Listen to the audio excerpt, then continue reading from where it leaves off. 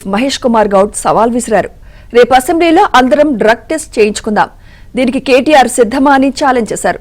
Drugs తో దొరికి రాజకీయ కక్ష అంటూ డ్రామాలాడుతున్నారని మండిపడ్డారు. డ్రగ్స్ ను బీఆర్ఎస్ ప్రోత్సహిస్తోందని, ఈ కేసులో కేటీఆర్ సైతం ఉన్నాడన్నారు మహేష్ కుమార్ గౌడ్.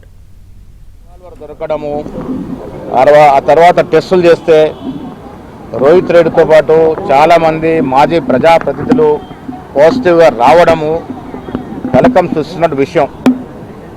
10 ఏళ్లుగా కేటీఆర్ రాజ్యంలో యథేచ్ఛగా డ్రగ్స్ సరఫరా జరిగింది తెలంగాణకి. యువతరం చాలా పాడైంది. మాలాంటి వాళ్ళం కొడుకుల్ని చిన్నపిల్లలుగా చూసుకోవాల్సిన పరిస్థితులు ఏర్పడతా ఉన్నాయి.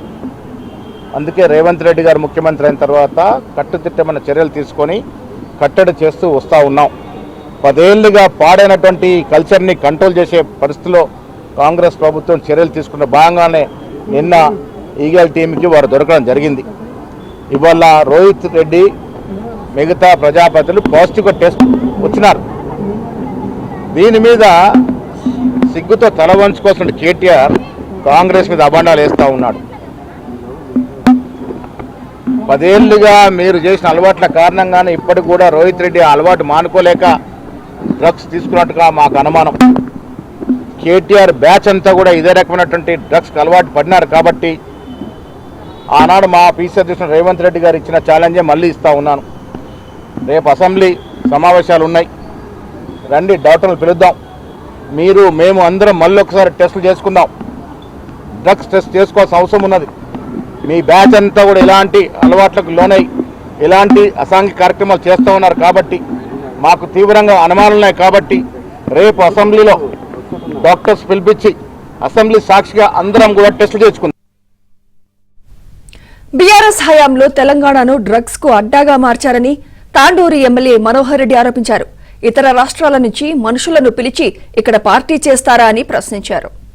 ఈరోజు మాజీ ఎమ్మెల్యే పైలట్ రోహిత్ రెడ్డి కేటీఆర్ కు సంబంధించినటువంటి వ్యక్తి, గతంలో దుబాయ్లో ఏ విధంగా అయితే కేదార్నాథ్ అనేటువంటి వ్యక్తి చనిపోయిండో, అతని ఎవరితో కలిసిమెలిసి బిజినెస్ చేసుకున్నాడో తెలుసు మనకు. ఈ రోహిత్ రెడ్డి అనేటువంటి వ్యక్తి కూడా ఎవరితోని బిజినెస్ చేసుకున్నాడో, ఎవరితోని కలిసిమెలిసి ఉన్నాడో, బీఆర్ఎస్ లో ఎంత అనుబంధంగా ఉన్నదో తెలుసు. ఇలాంటి వ్యక్తులని వెనక ఉండి కొంతమంది బీఆర్ఎస్ నాయకులు ప్రోత్సహిస్తున్నారు. ఖచ్చితంగా వాళ్ళ పేర్లు ఖచ్చితంగా బయటకు వస్తాయి. ఎన్ని రోజులు వాళ్ళు ఇంకా వాళ్ళ పప్పులు ఉడకవు. గౌరవ ముఖ్యమంత్రి గారు ఈ డ్రగ్స్ కల్చర్ని కూకటి వేలతో తీసేయాలా, ఇది ఎక్కడ కూడా దీన్ని ఇది చేయొద్దు, యువత డ్రగ్స్ పైన ఆధారపడకుండా ఉండాలని చెప్పి ఈరోజు ఒక స్పెషల్గా ఈగల్ టీం పెట్టి పగడ్బందీగా డ్రగ్స్ కల్చర్ లేకుండా తెలంగాణలో చూద్దామని చెప్తే ఇలాంటి దుష్ట శక్తులు, ఇలాంటి మాజీ ఎమ్మెల్యే కానివ్వండి, దాంట్లో కొంతమందిని వివిధ రాష్ట్రాల నుంచి తీసుకొచ్చి ఇంకా తెలంగాణ యువత జరగొట్టడానికే ప్రయత్నం చేస్తూ ఉంటే రాత్రి వీళ్ళెంబడి కూడా ఈగల్ టీం పడి అధికారులు సమన్వయంతో వీళ్ళని పట్టుకోవడానికి ప్రయత్నం చేస్తే కాల్పులు కూడా కాల్చారు. మీరు చూసిండ్రు, కాల్పులు కాల్చిన రౌండ్ల మీద వీళ్ళు ఫైర్ చేసిన పోలీసులు ఎక్కడ కూడా ఇది కాకుండా సమన్వయంతో వాళ్ళని పట్టుకొని ఈరోజు పరీక్ష కూడా చేస్తే వాళ్ళకి ఈరోజు డ్రగ్ పాజిటివ్ కూడా రావడం జరిగింది. ఇప్పటికే కొద్దిగా పోలీసుల వాళ్ళ ఆధీనంలో ఉన్నారు. వారి పని చట్టం తన పని తను చేసుకపోతుంది.